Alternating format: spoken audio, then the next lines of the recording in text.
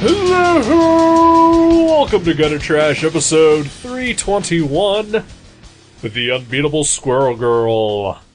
My name is Eric. I'm Jason. Howdy. Hi there. How are you doing? I'm pretty good. That's good to hear. Yeah.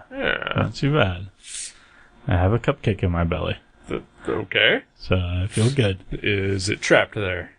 It momentarily. Okay. Yeah. I will release it into the wild later this evening. Because I have a vegetarian stomach. Oh, sure. And nothing lasts long in there. Yeah. I should become a vegetarian for possibly that same reason. Right? Yeah. Do it for a week. See how you feel. Yeah.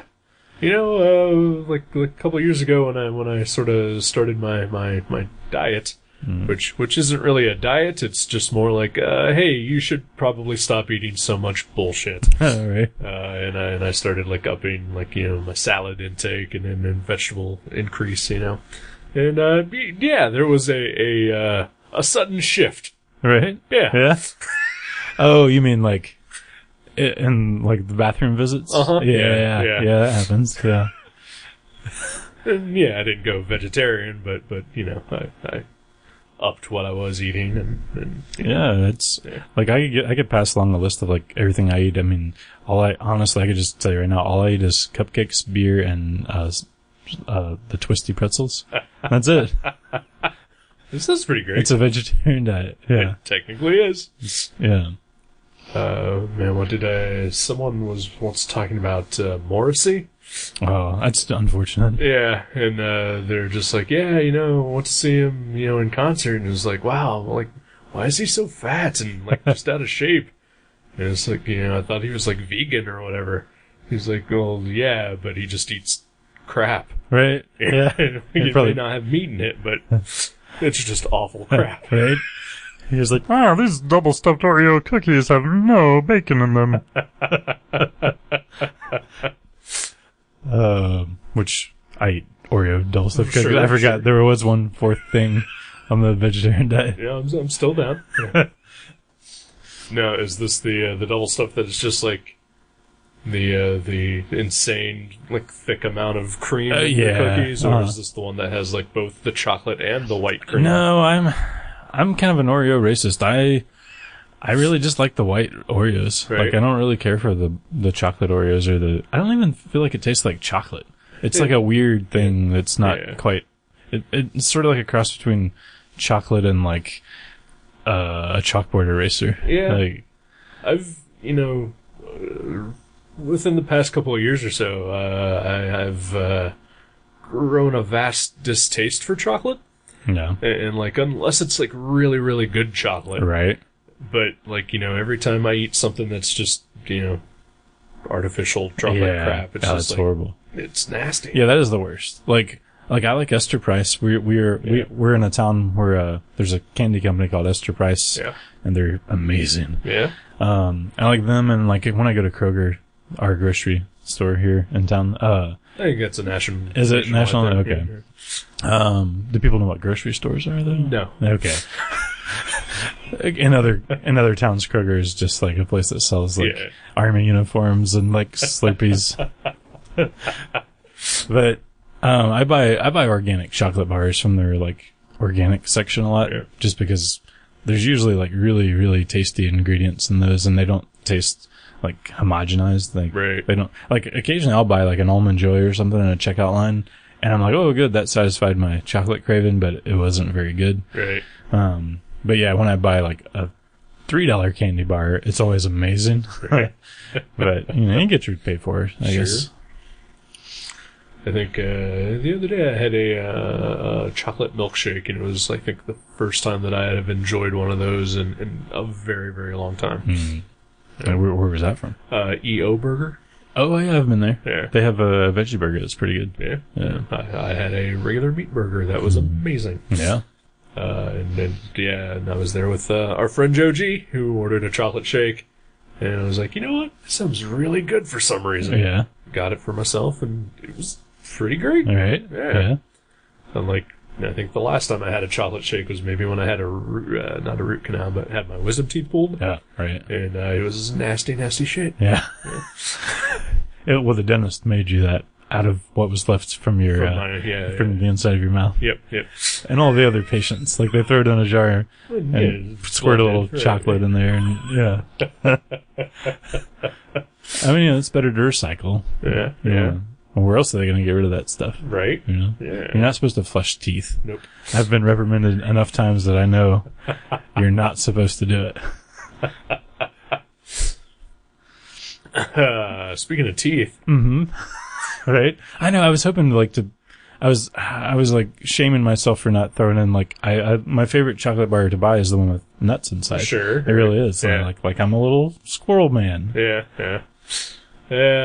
We're not good at this. This isn't pre-written. No, it is not. In case you didn't know that. As much as you wanted to believe it. Right. You're like, this is like Tarantino style, like dialogue. This is amazing. It is very it's so natural. Yeah.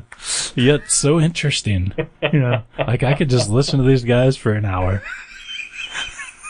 And you will. Yeah. Maybe. Right? Yeah, You will if you forget to turn this off. Right? Yeah.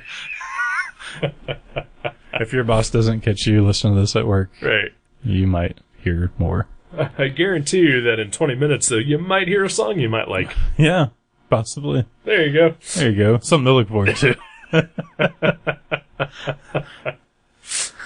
But yeah, Unbeatable Squirrel Girl. Unbeatable. Actually, my first question, and this is like a serious question because I haven't looked this up yet. Does the word squirrel have one or two syllables? Because I've heard it pronounced both ways all of my life. That is a very interesting question, and I'm also not sure because we live in Ohio. Right. And people pronounce things differently here than it's true. Some other places maybe. I am going to bet it has two syllables. Yeah. But I'm going to bet if you asked anyone, in our neighborhood here, they would say probably one. Just one. Yeah. Or what's a syllable? Right. Or what's a squirrel? It's the rats that have the big tails. Right, yeah, those guys. I do think, I was on Twitter at some point and read a tweet from, I want to say, a British comic creator who basically said that he was completely shocked to discover that Americans think that squirrel and girl rhyme. Yeah. So that may be a hint as to... right. Yeah. Squirrel girl. Squirrel girl? Squirrel girl? Yeah. Should I look it up? No. It might be one of those things that's better left ambiguous. Right. Even if it makes us sound like idiots, I'll probably just keep pronouncing it squirrel. Yeah. I'm not quite sure. I think it's squirrel. Squirrel. Yeah. Yeah. Like two syllables. Sure. I would assume it's two syllables, but they are kind of trying to make it rhyme with girl. Right. So, Squirrel. Squirrel? Squirrel girl. Squirrel girl. It's hard to say. It is. And it is a two-syllable word that slurs well together as one syllable. Yeah, and we're clearly guys that don't have a lot of extra time. So if we need to slash a syllable here and there, sure, it's for the good of the pace that we try to keep in our lives. It's not laziness, people. It's it's like abbreviation. We've got shit to do and places to go and people to communicate these important information facts with. We don't need you bogging us down with grammar. Nope.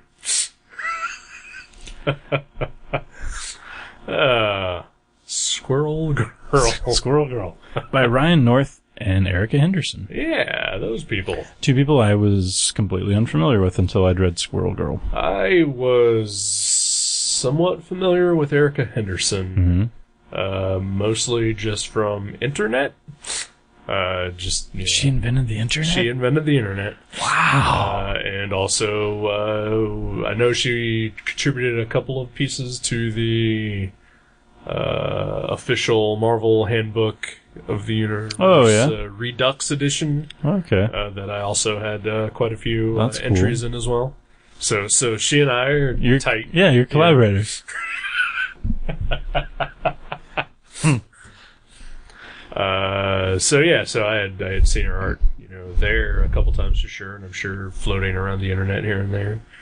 But I had never read a complete book that she had ever drawn or had any involvement with. Yeah. So, and Ryan North, I have no idea. Yeah. He's just some dude. Some dude, yeah. Some dude who's writing a major Marvel comic. How did he land that gig? Just some guy. Some guy. I actually looked him up after I read this, and I read he had a web comic called Dinosaurs. Okay. Or Dinosaurs something, I forget. Dinosaurs Jr.? No, it wasn't. No. Not the mama. No, that was not that. That was not that. Yeah. Can you imagine if he created that too? and then he just decided to do this later. Sure, yeah. Like he developed a sense of humor over the years. Sick burn. Yeah, thank you. I've been saving that one since 1996. Or whenever that show was on. It's probably more like 90. Yeah, I think so. Yeah. Oh, God, that was so terrible. It was. It was one of the worst. Yep. Nice costumes though. Sure. Yeah. It looked cool. Yeah. But yeah, no, he did a web comic called Dinosaurs. I believe it's just called Dinosaurs. And he used like these not pixelated, but just web rendered, digitally rendered stock footage dinosaurs. And he would just put them, it was like the same exact pictures every single strip. And he would just put different dialogue in it. And it was kind of funny.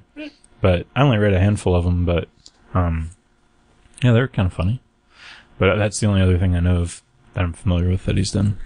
Yeah, I'm still unaware of what he has done other than this book. Yeah. And hey, what a book to be aware of. Right? Right? Let's talk about this book. That's what we're here for. I guess that's why we're here. It's fucking awesome. It is pretty great. Yeah. So Squirrel Girl. We can just call her Doreen. Sure. Yeah. That might be better. Yeah. Is it Doreen? Dreen? Or Doreen? It's Drain. Drain? Okay, Squirrel Girl. We're back to that. At least we can fuck that up consistently. It's true. Still have no idea how to pronounce Steve Scrose's name. So Squirrel Girl is a Marvel comic. Yeah, it was one of the Marvel Now releases. Yes, it was. And she has been a character since, 1993? Yeah, early 90s. Yeah. Early 90s. Yeah. Created by Steve Ditko. Yeah.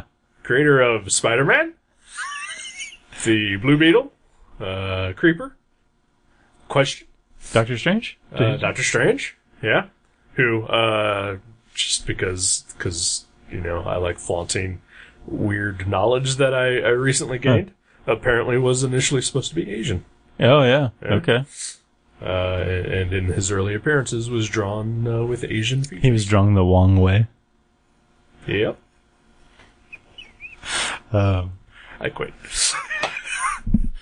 So Steve Ditko, the creator of many classic, beloved characters, and Squirrel Girl. Yeah.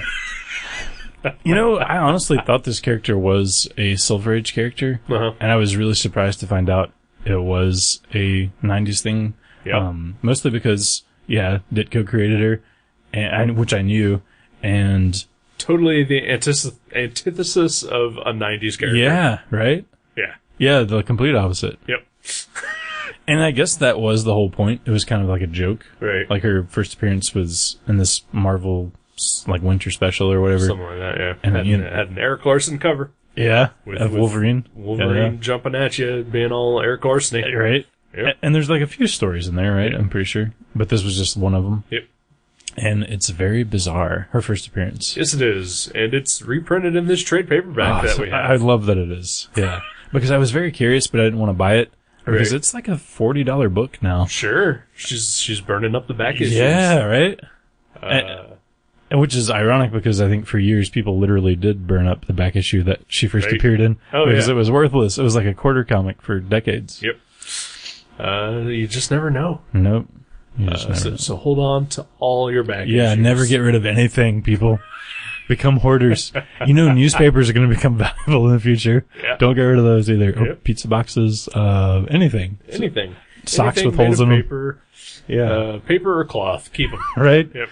And the worse it smells and the more insects it attracts, the better. Yep. Keep it.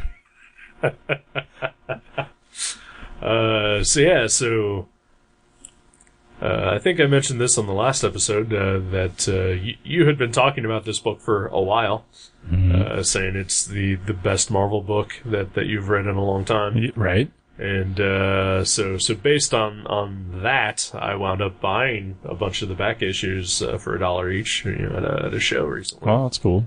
And then you picked this as our topic for today, and so but I was unaware that you had the trade, and I had I'd say most of the individual issues. I think I was missing like 2 of them. Right.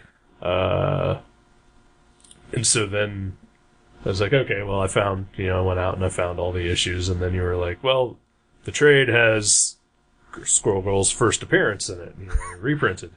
I was like, oh, well, I mean, I can't imagine that that's, important or anything like that, Right.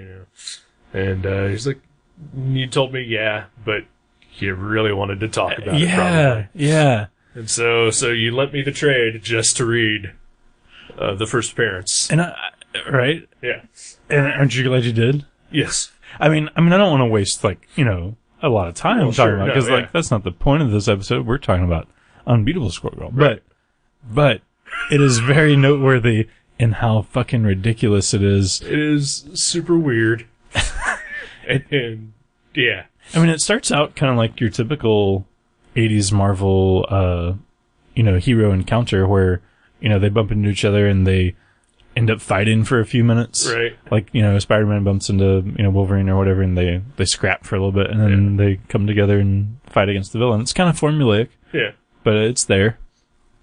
But it is so weird. Yeah, it's basically it starts out as an Iron Man story.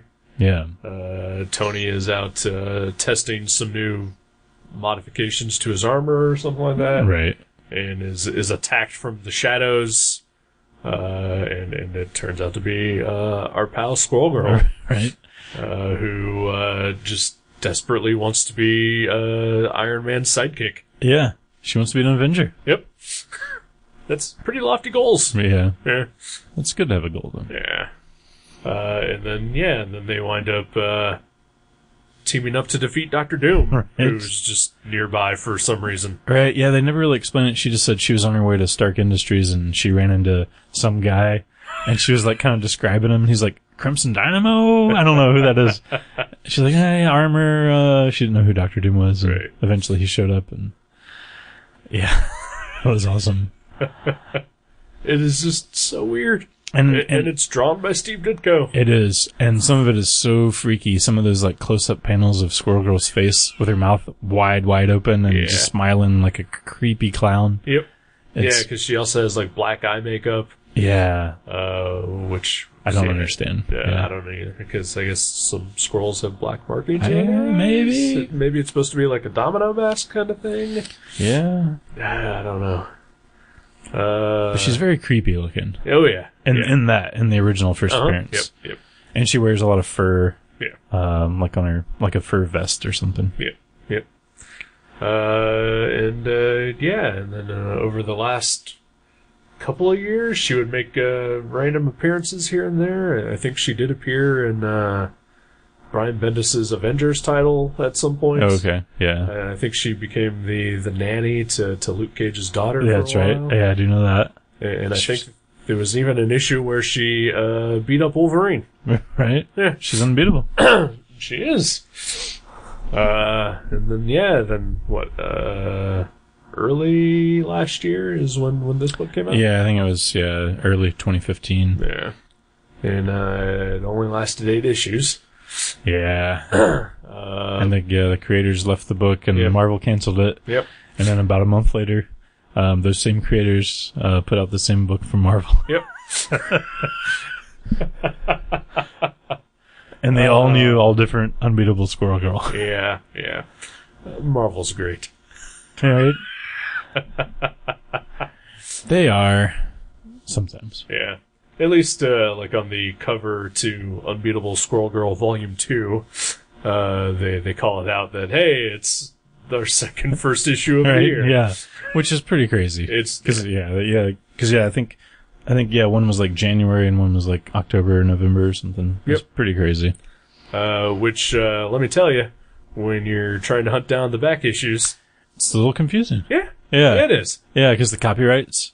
Yeah. I mean, I guess it might have a volume number. Not on the covers. Yeah, but like on the little... On the inside. Like, yeah. But also, you have to look at the month and year that it came out. And... No, I read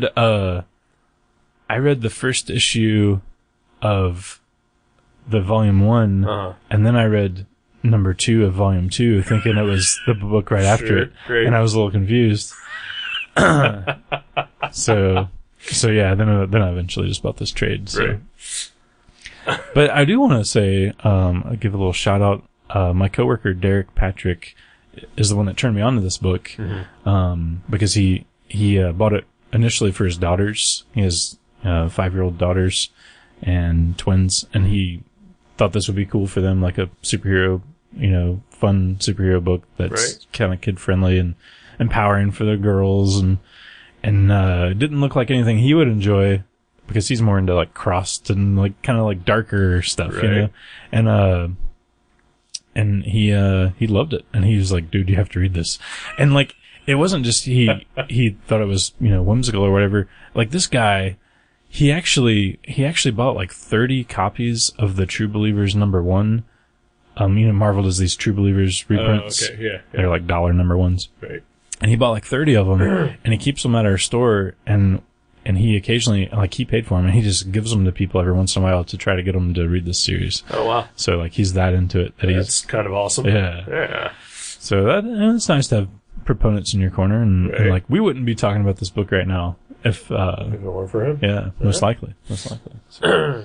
I mean, yeah, I gotta admit, I was a little surprised when you said that you were reading this book, and it was, like, one of your favorite books. It honestly, spoiler alert, has become my favorite comic being published today. Wow. Yeah. That's high praise indeed. Yeah. Yeah. I don't know that I can say the same, but I did find this to be absolutely delightful. Wasn't it? Yeah. It's about a girl with the proportionate powers of a squirrel. Sure. And, I don't know what kind of powers a squirrel has, but they're definitely fast. Right. A lot of agility. A lot of agility. They can do a lot of weird shit. Some strength. I'm sure. Yeah. They carry around acorns and stuff. Oh, yeah. It's got to be heavy compared to them. Right. Lots of boundless energy and they have sort of like a hive mind connection, maybe. Sure, at least in this book. Maybe, yeah. I don't know if that's an actual squirrel thing or not. We'll pretend it is. Sure. But yeah, man, this book is just so much fun. It's unbelievably fun. Yeah. Like, some issues have me laughing out loud on the first page. Oh, yeah. And this book is just full of jokes. Yeah. And I sort of made this comparison a little bit, and it actually does have a little bit of a tie-in, I think, in that this is basically the all-ages version of Deadpool. Okay, right. Because it doesn't necessarily break the fourth wall, but it is very aware of what it is. Right, yeah. And often, like, plays upon that. I can see that. And also, usually played for humor. Kind of Bugs Bunny style. Yeah. Right? Whereas Deadpool is the same, but it's cranked up to, like, the adult, bloody, violent angle. Yeah. Which I will also say, Deadpool, rated PG-13. The movie was? No, the movie was R. Oh, okay. But people were like, there were people freaking out because the movie was rated R and it should have been PG-13, and then there was, like, I'm just sort of the mind that, like, whatever you want to make the movie, but the character himself is a PG-13 character. Right. Okay. Yeah. I see what you mean. But whatever. Yeah. Because, when Rob Liefeld created the character so long ago... By himself, with no one else, and with a fully formed idea in mind of what he would become. Yes. Right. He wanted it to be for everybody. Right. At least with some parental guidance. Yeah. He wanted his kids and Eazy-E to both be able to read that book.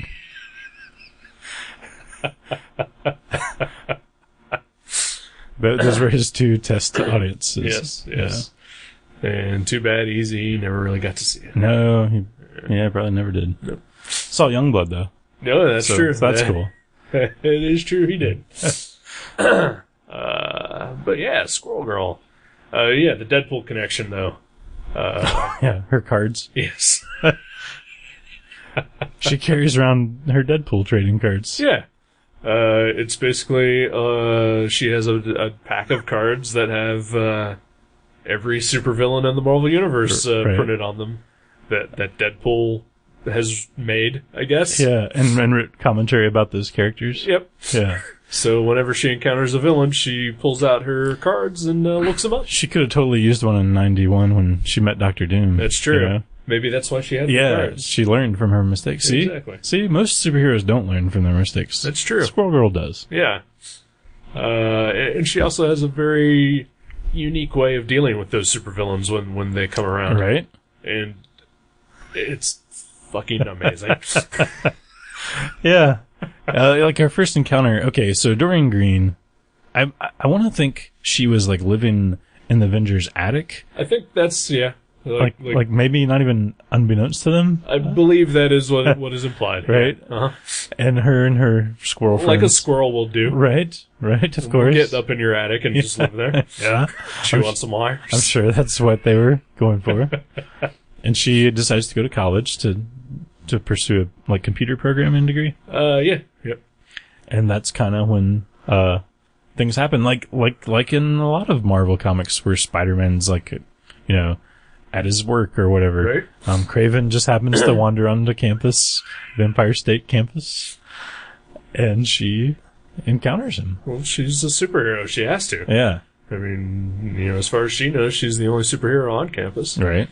And so she takes the fight to Kraven. Right. And it's amazing. It was really good.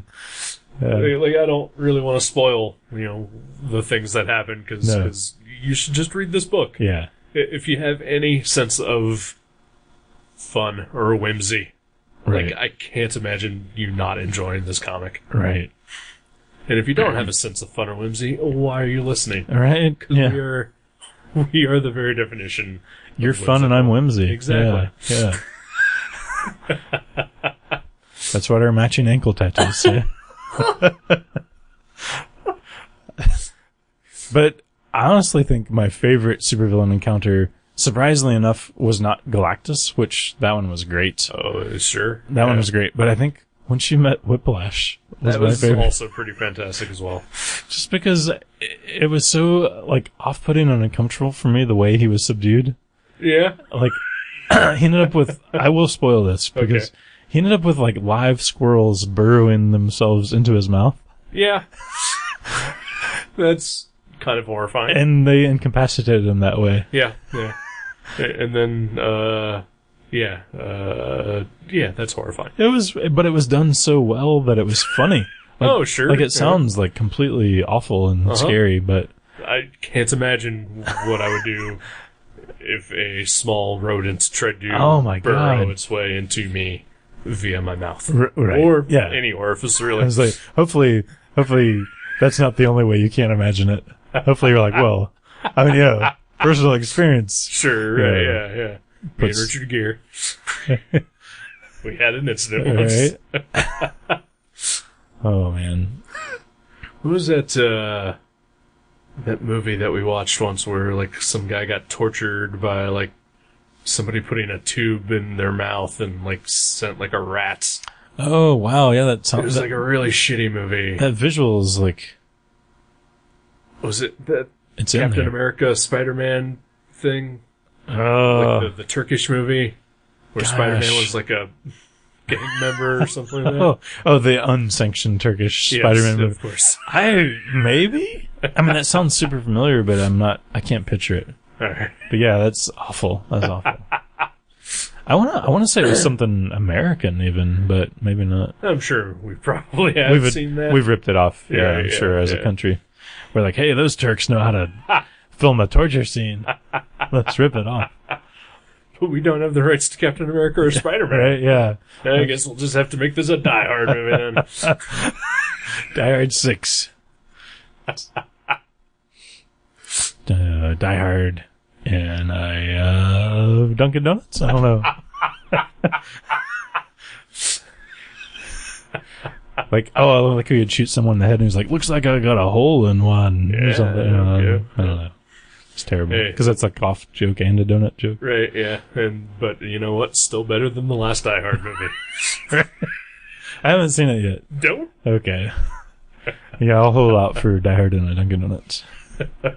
It would just be like ridiculous because he would be like right around the corner all the time because it's tiny. It's not like a skyrise or an airport. You know, they're usually very small buildings. he's like, where is he at? Where could he be? Somewhere in the building. That'd be awesome. Anyway. Yeah, Squirrel Girl. Squirrel Girl. Yeah, it's just super fun, and there's commentary along the bottom of every page, which I did not notice when I started reading it until like I got second towards issue. the end. The first issue, it's printed a lot lighter. Yes, it is. And then after that, Yes, I think they figured out that it was a problem. Yeah, it was an eye strain. Yeah. Right. I think they're all printed fairly readable in the trade though. Yeah. And sometimes I've kind of found that a little bit distracting.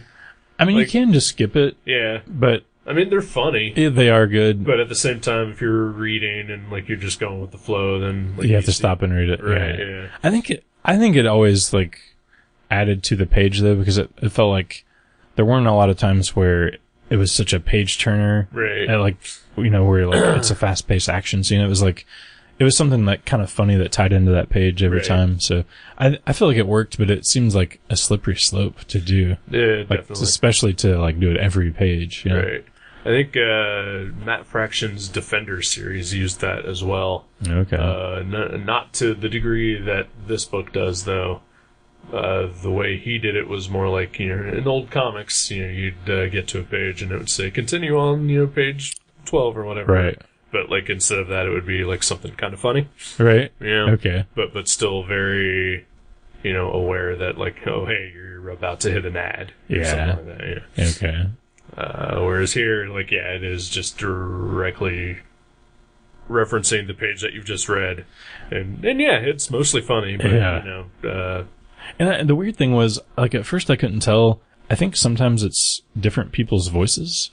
Like, I think once it was Nancy Whitehead. Yeah.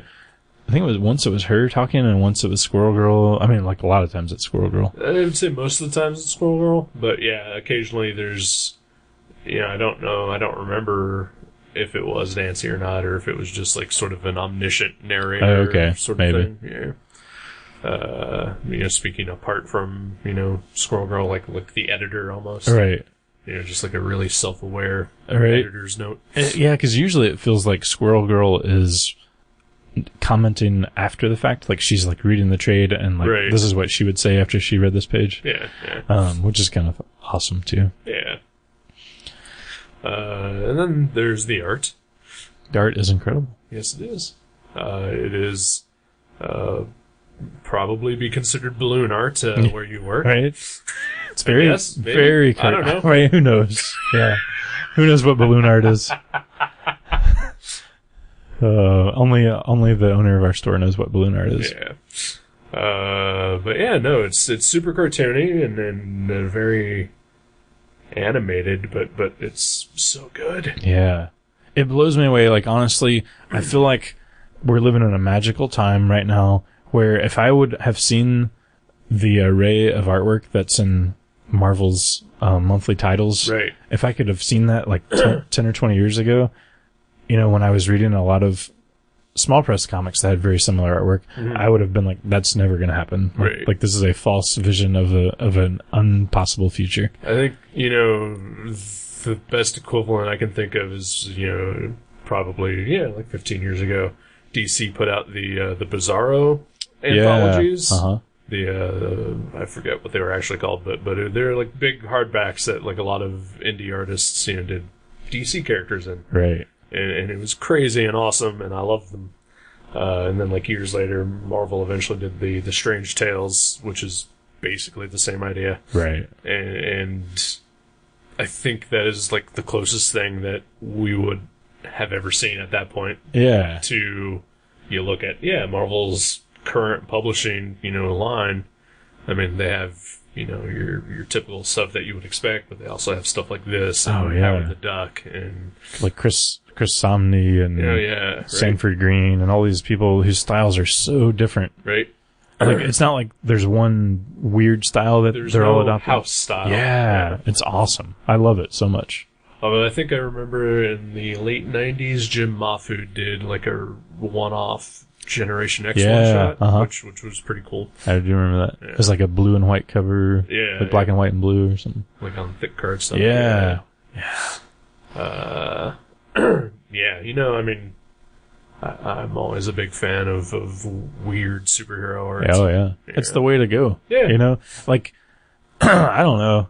I just get bored with most superhero art. Like, I think that's the thing. Like, I can clearly tell that these people are talented. Right. But I'm just like, I can't imagine looking at that more than once. Right. You know? Like Phil Jimenez or, you know, Ethan Van Scivert's. Like, these guys are great. Oh, sure. Very talented. Ivan Reis or whatever. But Ivan Reis, those guys, I'm like, I look at it, I'm like, clearly these guys can do something that I couldn't even begin to understand how to do. They know what they're doing. But it's kind of boring. Yeah. You know? Yep. I mean, man, I do hate lumping Phil Jimenez in with that, but you're absolutely kind of right about it. Yeah. Like, I've seen him draw Spider-Man before, and it was just excruciating to try to read it. Right. You know? I was like, this is not fun and like interesting, and it doesn't flow. Like, he's an amazing artist. Sure. I own a piece of his original art. Yes, I love him. Yeah. But like, I don't like reading his comics. No, I totally get it. And I mean, and I think that maybe, I mean, it's kind of been a thing that's been in place in superhero comics for forever. But, you know, like, especially in the 90s, you know, when we had, you know, Jim Lee and all Rob Liefeld and everybody was trying to draw like them. Oh, yeah. And even, like, famously, like, you know, some of the older creators were like, well, this is what's popular, let's change our styles. Yeah. And it's like, ooh, why would you do that? No, yeah. Well, I feel like for forever, this wouldn't have been possible. Right. To think that these books are doing well and people are, like, I mean, but there are absolutely people that hate this. Oh, yes. I talk to them. We have some that come in my work that clearly, I mean, mostly older dudes that have been reading for decades. Like, they're like, I can't imagine anybody would like this artwork, and they point at something like Squirrel Girl, and I'm like, I love that artwork. Like, I'll tell them too. Yeah. Like, I don't say you're wrong. I'm just saying like, oh, well, yeah, I think it's great, you know? So. No, yeah, like, even the other day there was like some message board where I was reading, and I don't know why. Like, it's always the wrong. It is. It's the wrong choice, and I make it every single time. But it's like you're reading a Choose Your Adventure novel, and you always pick the path that directly leads you into the fire pit. Yep. But yeah, like, just like, I don't even think the article was about Squirrel Girl, but yet, like, one of the comments was like directly about Squirrel Girl and how awful it is, and that it's a giant failure, and that he wishes Marvel would just give up and cancel it. And it was just like, all right. You know, not everything's for you. Yeah, exactly, right? And some of those things are for other people.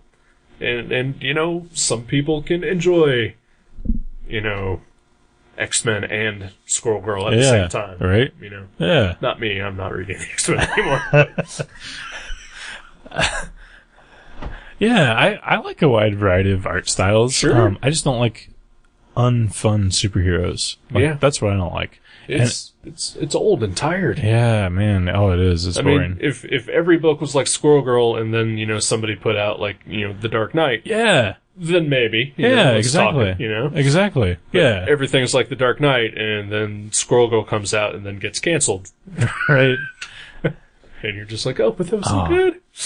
I'm really excited too because it's weird because I was like I said, I was started out on the new series, the second series. Yeah.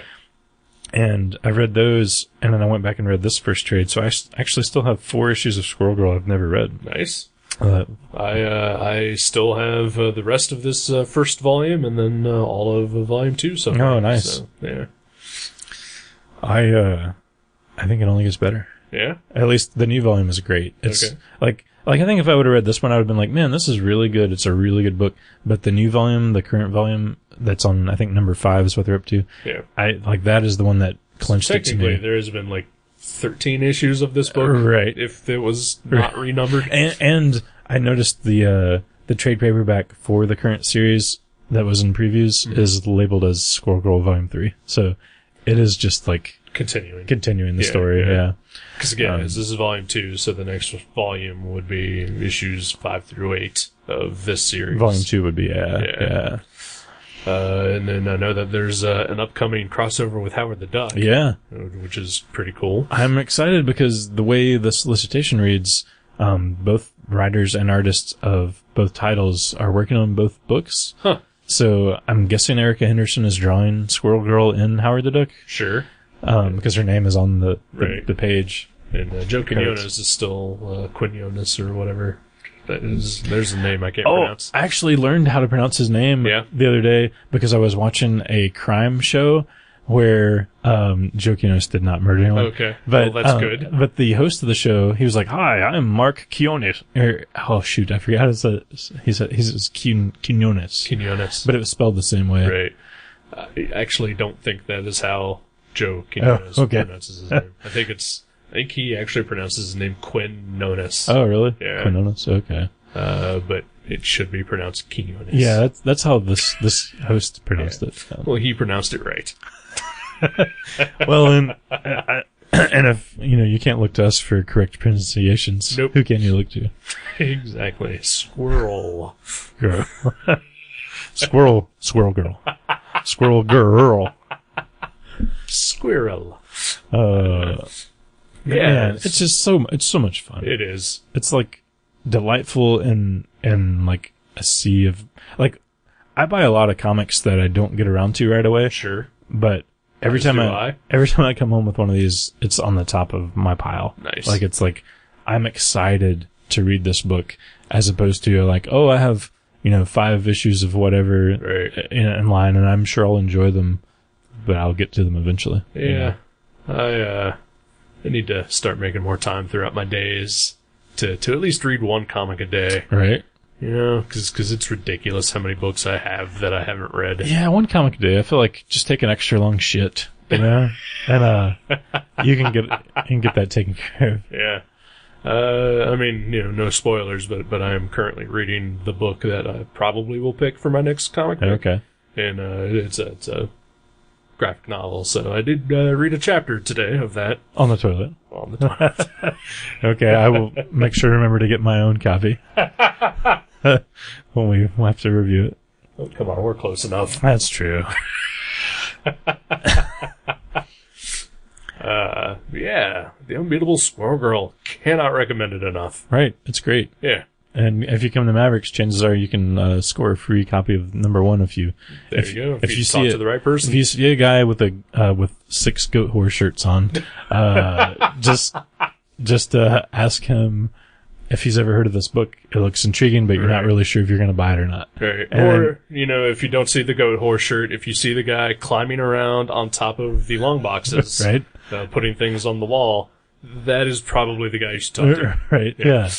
He's like the Spider-Man of comics. Yeah.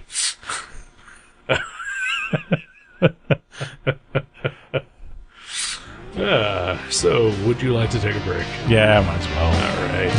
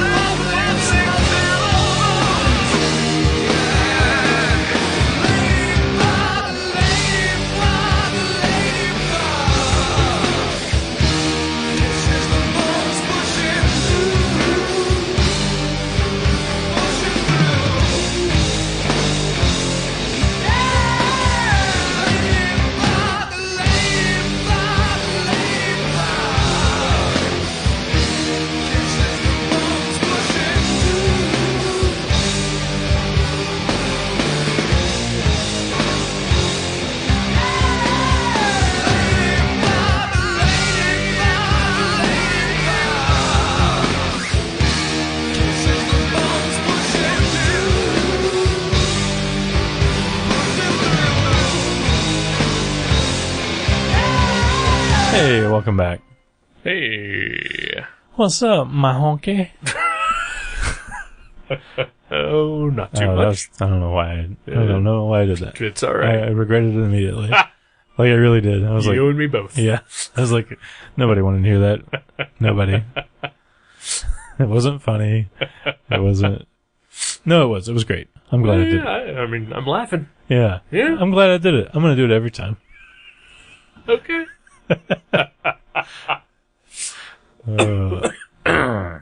So yeah. So now we've talked about a comic. Yeah. How's life? Oh, it's life. This is the part where we give each other therapy for a little while. Bit, yeah. Unfortunately, I think the things that we might actually need therapy for, we are not comfortable talking about on air. I usually am. But, Yeah. I don't know. Dude, you want to... I don't want to talk about anything. No, everything's okay with me right now. Okay. So I've had some dealings with things and people that are not ideal sometimes, Sure. but you know what? Things are pretty good. I can't really complain right now. So. All right. Yeah. Well, I'm glad you see it that way. All right. I'm trying to stay positive. Yeah. Man. Gotta stay positive in this world. Yeah. And then I'm dealing with things that I'm not comfortable talking about. Right. But I'm for the most part, I'm doing okay. Well, that's good. Yeah. Yeah, you look all right. Which again, as longtime listeners will know, okay is the highest level that I will hit. Right. It's a very subjective category or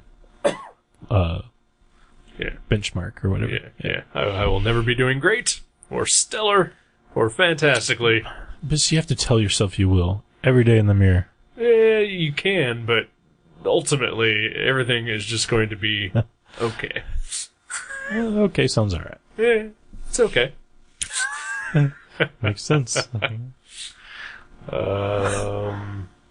I did, speaking of things that are okay, I saw a movie that was kind of okay. Oh, yeah? Yeah, I saw a couple movies that were kind of okay.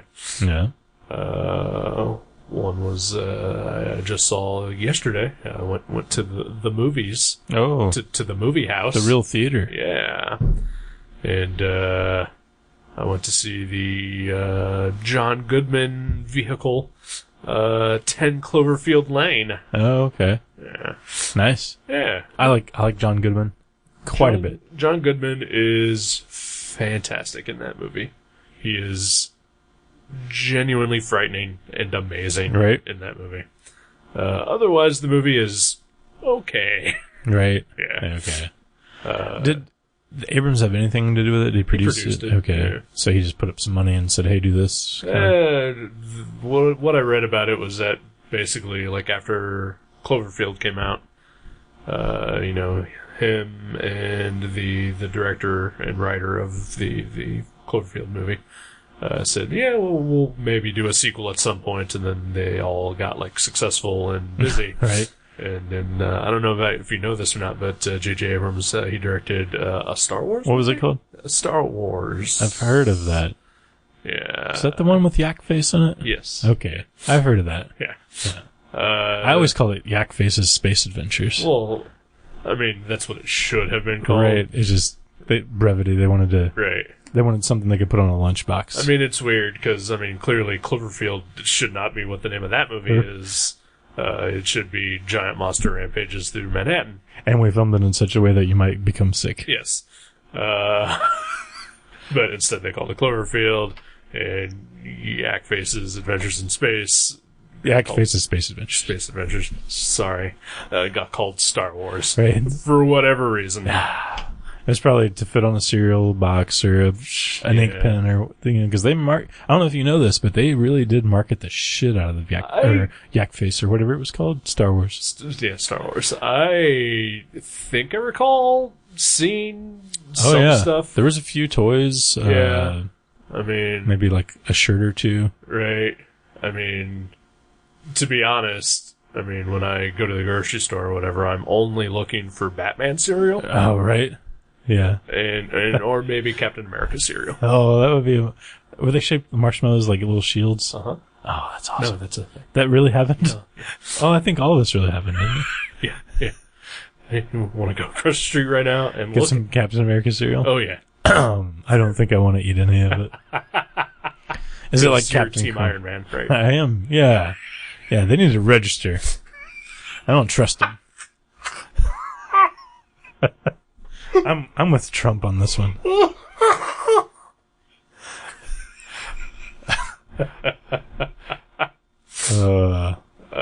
Oh no, but you saw Cloverfield. Yeah, yeah, I did. I was like, how did we? I was trying to think. Yeah, I saw 10 Cloverfield Lane. I honestly like. There's very few actors that I'm like, I want to watch this movie because this actor's in it.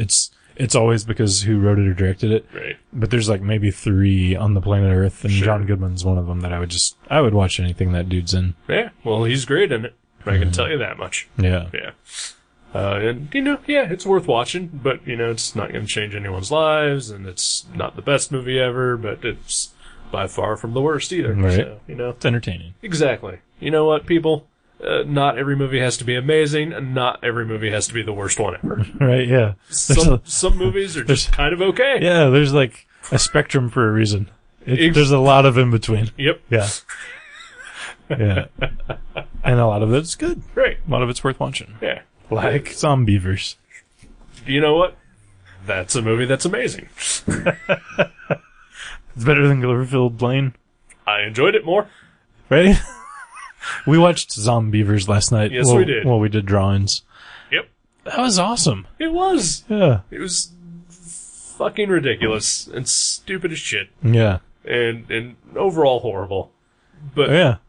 definitely the best movie I watched yesterday. But the people that wrote and directed that movie had the same exact mindset of what that movie was as we did when we started playing it. Exactly. Yep. Like they knew what movie they were making, and we knew what movie they were making. So it worked. It absolutely did. Yeah. The movie is great. Watch it. I mean, if the title of it alone doesn't grab you, Right? I told my friend this yesterday while we were watching. I texted her. I was like, "Yeah, I'm watching a movie called Zombievers," and she immediately went to YouTube. Well, first she immediately went to see if it was available on demand, and I guess sadly it was not in her area. But then she went to YouTube and watched the trailer, and then I guess saw a bunch of clips, and was very sad that she could not watch the whole movie. Yeah, it was on Netflix. That's how we watched it. So check it out. It's fun. Yeah. It's ridiculously stupid. It is. And fun. Absolutely. I mean, yeah, and if just the sight of clearly a puppet zombie beaver Right. doesn't immediately grab you, then it's not the movie for you. Yeah, right. I could see how a lot of people would be upset by watching this movie, but it's the same people that would be upset reading Squirrel Girl. Yeah, probably. Yeah. Well, they're like, fun is just not what I'm in the mood for. And it's so sad that there are so many people who have that attitude. Yeah. It happens, though. Sometimes I'm like... Well, sure, but there are people who live their lives by that attitude. Yeah, I'll have a day like that where I'm like, I want to listen to something. I want to listen to Swan's music and masturbate in this hole in my backyard. But after that, 24-hour period, Sure. I'm back to, Weird Al Yankovic and Squirrel Girl. I don't know if you realize this, but I suffer from some depression issues and some other things. And so when I come home, I kind of want to escape from my life for a little while. And the way to do that is to usually enjoy something that is fun. There's a lot of fun things in this world. Yeah. Might as well, Exactly. drink of that cup. Embrace it when you can. Mm-hmm. But yeah, I mean, there are people who are just, going batshit crazy for, Batman v Superman. Yeah. And that is not a thing that I ever want to see. It doesn't look very fun. No. Not that everything has to be fun. Exactly. But it doesn't even look interesting. No. Yeah. It just looks... there was like a really cool fight scene with Batman in a warehouse I saw on a new trailer that a customer forced me to watch. Okay. He was talking about the movie and I was like, I'm just going to skip it. He's like, oh, but you have to see the brand new trailer that came out last night. And he showed me on his phone. And I was like, okay, that fight scene was kind of cool. But I feel like right. if it doesn't get better than that, I'm not interested still. Right. The other day I was at my parents' house and my dad for whatever reason, watches and enjoys the show Gotham. Okay. Which, I don't know if you would believe this or not, but in that show, there have been a lot of advertising for Batman v Superman. Really? Yeah, That's kind of smart. Yeah. And so, I guess just because I was there, I don't know, but he was like, so, what exactly is the premise of this Batman versus Superman thing? And, I mean, whenever someone, like, I'll clearly will talk comics with you and Joe and even Matt Brassfield, but like, outside of that little ring of friends, like, I usually don't like to talk about comics. Right.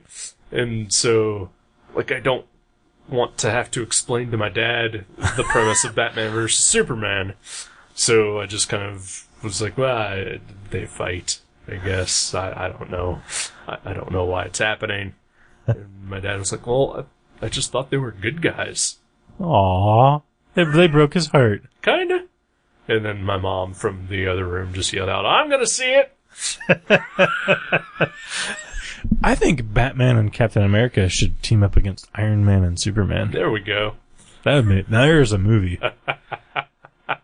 I don't know why they're not in the same movie. But I want the guy that played Captain America in those two 70s movies. Sure. I want Adam West. Okay, I'm on board. I want I want to say Christopher Reeve, but he's already passed away. Yeah. And then for Iron Man, Robert Downey. He's great. Fine. Yeah, he's fine. Yeah. But and you know what? Well, I get what you were going for there. There's nothing wrong with Chris Evans as Captain America. No, he's great. I love Chris Evans. I love his voice. If I was a lady, I would swoon over his voice. I am pretty sure all ladies just swoon over Chris Evans no matter what. Yeah. He's got a great face, great voice. I'd imagine he has a great butt. Makes me wet. Yeah. Right? He's a very handsome man. He's awesome. Yeah, I would consider crossing over for him. But absolutely, I do want to see Adam West as Batman again. Yeah. And let's go Dean Cain for Superman. Which one's he? Lois and Clark. Okay. Yeah. Sure. Yeah. Or fuck, let's replace Superman with Supergirl. Yeah. She's fun. Yeah. The show's terrible, but she's fun. I've only seen the trailer thing. It was cool. Yeah. Or the teaser that was 20 minutes long. Or half an hour long. It's like half the show. Yeah. I liked it. Yeah. Man. Joe and I, we watched, we when we do Viewmasters, we do, our episode of whatever it is we're watching. Right. And then we also usually watch an episode of, or not an episode, but a two-parter of the Batman 66 show. Okay. And this past week, was the crossover episode with the Green Hornet. I've never seen that one. I had never seen it before that either. And it was pretty great. Yeah. Bruce Lee as Kato. Wow. Yeah. It's pretty fantastic. He kicks the crap out of Robin. Does he talk a lot? Not really. Yeah. A little bit. A little bit. Yeah. It's still Batman, so he's clearly the star of the show. Oh, yeah. But Green Hornet and Kato both get their screen time. That's great. Who plays Green Hornet? I have no idher. Just some guy. Probably. Yeah. I'm sure people out there know, but... Right. Yeah. But after it was over, I was like, you know what? I kind of want to see Seth Rogen and Ben Affleck team up for a Green Hornet Batman crossover. Yeah. That'd be cool. Those guys are both good. Yeah. I would like that. Yeah, I would definitely see Batman v Green Hornet more than I would want to see Batman v Superman. I never did see Green Hornet. I remember thinking it didn't look very good when it came out, but I feel like that's something I should check out at some point. Well, we were going to see it. I had a free pass to it, and then I picked it as our gutter trash thing, and then you were on board, and then you had to cancel for whatever reason, so Joe subbed in for you. Oh, okay. I don't even remember. So it is an episode of Gutter Trash. So I can't pick it for Gutter Trash then. Yeah, you might. You know what? I'm not opposed to that. No, because Joe kind of suggested maybe I should repick the movie for Gutter Trash. We could always watch it on a drawing night or something. Sure. I'm sure it's on Netflix. Yeah. Or I do have it on Blu-ray. So, okay. Yeah. Yeah, I do kind of want to watch it again, and memory serves me correctly. Joe and I both loved that movie upon initial viewing, so Well, it was a lot of fun. I like the director. What's his name? The Eternal Sunshine. Michel Gondry. Gondry, yeah. Yeah, I started to say Michelle Obama, and I was like, that's not right. Yeah. It's a different guy. I almost want to say Michelle Pfeiffer. Yeah. Oh, he's good. Yeah. Fife? But whatever. We are terrible at this. Yeah. I watched another movie last week called The Nightmare. Oh. Which was okay. Based on the Image comic from the 90s? No, sadly no. Oh. Probably would have enjoyed that more. Right. Or even a movie based on the Marvel character, Nightmare. Oh, yeah. Yeah. Isn't he like a villain from Spider-Man or something? I think or it's kind Sleepwalker? of just, I'm sure he appeared in Sleepwalker, but I think he's sort of a catch-all villain. He kind of looks like Carrot Top dressed in green with black hair. Yeah. So that guy? Uh-huh. Okay, yeah. I just remember there was a very awesome... I want to say it was a Ghost Rider story. Maybe it was even Wolverine. Maybe it was a Ghost Rider Wolverine crossover. Oh, those are the best. And the Marvel Comics Presents that Sam Keith drew. Oh, yeah, those are cool. Yeah. Like in the late issue Early 90s. Yeah, those are good. Those covers are awesome. Oh, yeah. Sam Keith is the best. He's great. Yeah. Even though we have routinely not enjoyed books that he's done. Yeah, everything he does is awful. I love him. I did see in the new previews that there's a, IDW puts out those artist editions. Oh, yeah. They're doing one with just 90s Marvel covers. Oh, wow. Really? Yeah, and they're shipping two versions of it, one that has a Sam Keith cover on the front and one that has a McFarlane Spider-Man Oh, cover. wow. I didn't see that. Oh, yeah. I'll have to look at that. It was like $97 from my comic shop, so I was like, I'm not gonna get that. Man, if they ever do an artist edition of, like, a New Mutants that Liefeld did... I wouldn't be surprised if there's at least Liefeld covers in there. X-Force, right? Yeah, there might be. Right. Yeah, those things are awesome. Yeah. But anyway, yeah, so I watched this movie called The Nightmare. It was also just okay. It was a documentary about people who suffer from sleep paralysis. Oh, yeah, okay. And where basically, like, all of them seem to have, like, the same type of dream where, like, they get paralyzed in bed and then are accosted by shadow figures. Oh, wow. Yeah. Like, it sounds like something witchy, Kind of. Like a spell was put on you. Yeah. I remember seeing that on, I want to say Netflix? Probably. And, I haven't watched it, but I was like, oh, that looks good. Yeah. It was directed by the same guy who did Room 237. Oh, okay. That you hated and I loved. Right. I think I would love that movie if I had the right mindset going in. Right. But I was I so wanted like a really nitty gritty, shining, like DVD commentary style thing. Right. And it was just more like watching Ancient Aliens. Yeah, fair enough. Fair enough. So I think if I would have known what I was getting into, I was just not in that mood when I sat down to watch it. Well, the Nightmare was kind of disappointing though, just because like by the end of it, it was just sort of empty. Right. Like there was no real like investigation or closure to anything that they talked about. It was just people telling their stories. Right. It's not really a good narrative. I mean, there's only so much you can handle of like people in real life saying, "Well, I had this dream last night." Oh my gosh! Right. Yeah. Like even when it's your friends, it's like, oh, okay, here we go. Right. I try to always censor those, but a lot of times I like to share them just so I can remember them better. Sure. And sometimes there are some that are just so bizarre that like, I feel like I need to get this out. Right, yeah. But, keep it brief. Right, exactly. Yeah. Yeah. Just the highlights, please. Right, exactly. And then last week when you canceled on me for Gutter Trash, I decided, hey, I'm going to go see a movie then. Oh. And I saw The Witch. Oh, what'd you think? I loved it. Yeah? Kind of. Really? Yeah. Okay. It's a great movie. It is a fantastic movie, and I could not recommend it more to people who would be into it. But with the warning that it is very slow. Okay. It is super slow. It is very quiet. So don't go to the theater to see it. Yes. Okay. I try to avoid quiet movies at the theater. Yeah. I had the absolute worst crowd when I went to see it. That sucks, yeah. And it was people talking, people on cell phones, and people heckling the movie. Oh, that's the worst. Yes. And then when the movie was over, some guy yelled at the top of his lungs, "What the fuck did I just watch?" Wow. Yeah. That's awful. Yep. Otherwise, it is a great movie. Right? And having seen it, I'm like, okay, I would totally get people who hate this movie. Mm-hmm. Absolutely. This is not a movie for everyone. But, keep it in your fucking pants. Yeah, exactly. That's why, honestly, I just prefer watching movies at home. Oh, yeah. I really do. This is definitely watch this at home. Yeah. And the thing is, like, there's a website that I'm actually going to talk about because I haven't talked about this yet. Mm-hmm. But there's a website called Horror Movie a Day. He has not reviewed a horror movie a day in a couple of years.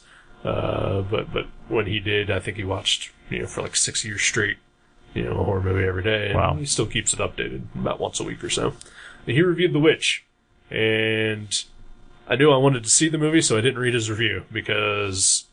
no spoilers, no right? spoilers, and, right. and, I like to go in, as fresh as possible when I see most movies. So that's why you always douche on the way. Yeah, I always douche, and I usually don't watch trailers, and then I douche again. Right. That's the best way to do it. Exactly. So, I didn't read his review, but I kind of wish I'd had, because in his very last paragraph of the review, he says, hey, don't go see this in the theater because people will ruin it. Yeah. And they did. Yeah. That sucks. Yeah. I love people, but sometimes they just drive me crazy. Yeah. Sometimes I wish I could, like, just have a remote control that could, like, disappear everyone for a while, mm-hmm. and then, like, just enjoy something, and then bring them all back. Yeah. The crowd at Cloverfield was not bad, but there were still some people that talked here and there. And there was a guy who kept yelling at the screen, and I would have yelled at him had I known where he was, because he was farther away from me than would have been polite for me to just yell, "Shut the fuck up." Yeah. But also, there was a dude that sat like 2 seats away from me. And it wasn't like packed. No, it was not packed. Yeah. He clearly had other options. Right. Yeah. He liked you. Huh? He wanted to get to know you. Yeah, well, whatever. He wanted to share his Slim Jims with you. It's not the time. No. That's what the theater bar in the lobby is for. Exactly. Yeah. Exactly. After the movie, you're like, so I right. couldn't help but notice you were at Cloverfield. I was too. Yeah. I'm trying to think if there's anything else. I've had a weird experience twice in the last month. Oh. Yeah. There's a Chinese place near where I work that occasionally I will go and have lunch there, or at least pick up a lunch from there because I'm tired of eating Wendy's every other day. Sure. Yeah. There's like, at least there's some variety in Chinese, So about a month ago, I went there and I ordered something, and it rang up at $6.66. Oh. And the cashier, who clearly had the total up on her screen, only charged me $6.65. Okay. And I was like, well, that's weird. She didn't want to, like, jinx you or whatever. I don't know. But maybe she misread it wrong, maybe just made a mistake, I don't know. But she charged me $6.65. So then this past week, I wound up ordering the same thing. And it rang up at $6.66. And she again charged me $6.65. Wow, okay. I was like, okay, so now something's up. Like, what is... Because, like, when I worked, in retail places or whatever, if something rang up at $6.66, I'd be like, that's fucking awesome. Right? Yeah, like, listen to Motorhead, woo! Right? Yeah. So it's like, that's weird. Like, is she just superstitious? Like, We didn't ask? I did not. Yeah. I can't... But this time... Okay. So the first time, she just did it. I was like, well, that's weird. Okay, whatever. I signed my credit card slip and left. This time, it came up, and she looked at it, and she hesitated. And she was like, 65. Oh, yeah. Was it called the Devil's Kung Pao? What you ordering? Lo mein of the Beelzebub. I do remember Satan's soy sauce. Oh, I like that one. That was good. I do remember distinctly when I was growing up at Mavericks when I was a child, and the total would come up to $6.60 because like if you had like $5.25 comics, right, it would come up to $6.66. Well, wait, how much were those comics? $1.25. That seems wrong. Well, I mean, they weren't comics. They probably weren't always been like $4.99, right? Right? No, I don't even know if they were brand new at the time because I think they were like $2 when I started working there. But you know, if someone brought up $5, right, Jack would, if it came up to $6.66 and Jack rang him up, he would charge him $6.65. Really? I've seen him do it because he didn't want like that bad luck or that juju or whatever. It's so weird. Yeah, It's like just a number. Exactly, right? Yeah. But like maybe it's a coolly associated number. Right? That's what all my luggage combinations are. Don't steal my luggage, people. But I wonder if it was like she is really religious or like she was like trained that, hey, if it comes up this way, we don't want to scare the Americans, you know? Yeah, I don't know. Like I said, she hesitated. Right. Like there was like just that brief second of her not even wanting to say the actual price of it. You know? And so, yeah, that's just weird. I rang up someone the last time I was at Mavericks working just a couple days ago, and it was $6.65, and like I swear, You rounded it up. No, I should have, right? But when it came up that way, I was like, like I remember thinking, I was like, so close, buddy. Like you almost got an awesome total. And also, you know, if you're gonna do that, why not just go up to $6.67? Yeah, right. Make yourself an extra penny, right? For good luck. I know they're losing money every time right? That's no good. It's not a good business plan. Well, if it happens 100 times, that's $1. You know. Good business plans and Mavericks aren't exactly friends. Right. Yet we survive. It's like we're blessed because we don't charge anyone $6.66. I'm pretty sure in the couple of years that I worked there, I'm sure that would have happened, and I'd probably charged it because. Oh yeah, I've charged it every time I see it. I charge it. Yeah. But I've definitely seen Jack round down on that. So maybe they're of the same mindset on that one. I don't know. It's just it just seems like it's like the 13th floor thing. I'll never understand that. Yeah, like it's crazy to me. Just numbers. To not even just that, but to give it that much power. Right, exactly. Yeah. I feel like if you open a bag of pretzels and you eat 12 of them, you just throw the next one away. Right. Because that's number 13. Sure. Like, yeah. Or if you go to the donut shop and order a dozen donuts, but they accidentally throw an extra one in. They call it the baker's dozen. They do that, yeah. But is it unlucky? Do you just throw that extra donut out? No, who would? Right? You don't get rid of donuts. You eat those fuckers. So do the bakers live on the 13th floor of the apartments they live in? Maybe. It's the baker's floor. There aren't too many skyscraper apartments in this area, so I don't know for sure. Our friend Matt Brassfield lives in one that has more than 13 floors, but they skip the 13. Do they? Yeah. Really? Yeah. Really? Yeah. Huh. But, okay, so in that instance, is there a 13th floor that's just empty? Or... Oh, I see what you mean. I don't think so. Is floor 14... I think it's just a big lie. 13. Yeah, it's just a big lie. Yeah. Yeah, was that the deal in the 13th floor of the movie? No, I was thinking being John Malkovich. Wasn't that the 13th floor that had that half? I don't remember what that one was. There was like a half level. Yeah, there was a half floor. Yeah. I don't know. It's weird. It's so weird to me. It's just numbers. I mean, like, and which is coming from a guy who I have a lucky number, and whenever I see it, I don't follow it blindly. Like, I'm not like, must follow the number. Right. But if there's usually a choice, like, 38 is my lucky number. Okay. And usually if there's like... That makes a lot of sense now. Yeah. What's that? Your email address. Oh, yeah. It's on everything. Yeah. It's tattooed on my scrotum. You've never mentioned No, I have not. it? Okay. Well, it's usually dark when you're down there. Exactly. And also with all the hair. Right. Yeah. Oh, yeah, there's a lot of hair. It's like Damien with his birthmark. Right. It sits under his hair, so you can't really It's under his scrotum hair. Right, yeah. But if I see the number, I would get excited. Like, if like, gas is like $1.38, or like, Right. I get, cheese at the deli and I'm number 38, I get happy. Like, it makes me smile. Right. But it's not like I follow it. Like, if it says now serving number 37, I don't, like, just blindly run over to the deli, like, I gotta find something to buy. Right. That doesn't happen. No. I don't buy lottery tickets and scratch off 38 or anything. Right. But yeah, I mean, like, even me who has, this lucky number, to me, it's ridiculous. Like the whole 13th floor and, that whole thing. I don't know. 666. People Just a are number. weird. Trump's going to be our president. I know, well, yeah. That would be very unlucky indeed.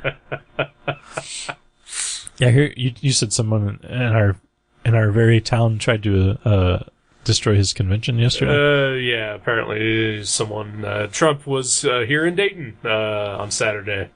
And, during his, speech, somebody did try to run up on stage and he was, tackled by Secret Service. Oh. And the remaining Secret Service members, like, all jumped up and surrounded Trump while he was at his podium. It's weird. Like, I was half joking, but, my friend Jeremy that works at Mavericks said he had to leave early from work yesterday, and he is like the most anti-Trump person I know. That's kind of weird, isn't it? That is super weird. Like, he's usually like always there till 8, and he's like, I really need to leave at like 4 o'clock today. He's like, I just don't feel like being here. Huh. It's kind of interesting. It is very interesting. I'll have to look up and see who that was. Right. And Jeremy is an ISIS. Oh, well, yeah, of course. Yeah. So that makes sense. And not the defunct metal band. Right. But or the superhero that no, has ties to the DC Shazam. one. No, yeah. That was a pretty good band. Do you remember ISIS? No, I do not. No, they're pretty good. Yeah. They had an album called Oceanic. It was really good. Okay. No. Punk band, metal? Kind of like a post-metal, like that whole, like, around the same time as Mastodon, where like metal was getting weird. Yeah. I like weird metal. Yeah, you might dig ISIS. Yeah.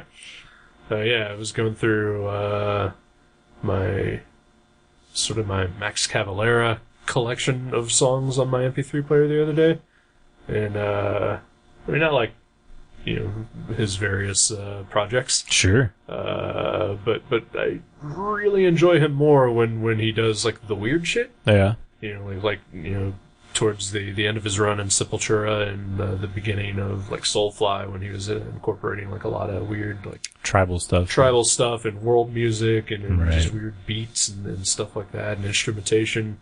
But then like towards like modern day Soulfly now, it's just straight up just metal. Right. And it's like, it's just boring. I like it when it's weird. Yeah. Well, I think I read about this the other day. I think it's the 20th anniversary of Roots, and they're doing a small tour where they're just playing the entire Roots album.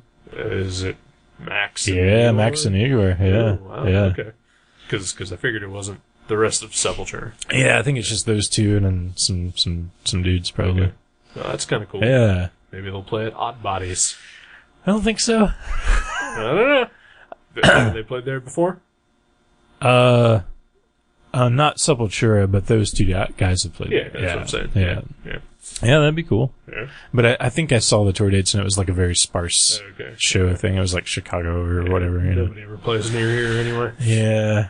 Hey, Slayer played here last week in Columbus. Yeah. That was like a big metal thing, like 4 bands or. I don't know. I think it was like Slayer and Carcass and something. I don't know. Well, Slayer's on tour. That's all I know.